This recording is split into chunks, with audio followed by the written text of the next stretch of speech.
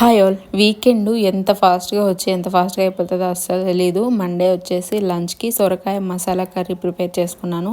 దీనికైతే నేను medium size సొరకాయ తీసుకొని దానిపైన ఉన్న పొట్టు మొత్తం రిమూవ్ చేసేసుకొని చిన్న చిన్నగా కట్ చేసుకున్నాను. దాని తర్వాత ప్యాన్లో ఆయిల్ కొద్దిగా వేసుకొని ఆవాలు, చెక్క, లవంగాలు, ఒక్క ఇలాచి, జీలకర్ర కొద్దిగా వేసుకొని వాడ్చుకున్న తర్వాత ఆనియన్స్ అయితే వేసి లైట్గా వాడ్చుకొని దాంతోనే అల్లం వెల్లుల్లిపాయ పేస్ట్, పసుపు, కరివేపాకు వేసి వాడ్చేసుకున్న తర్వాత టమోటా, మనం కట్ చేసుకున్న సొరకాయ అయితే వేసి బాగా వాడ్చుకున్నాను.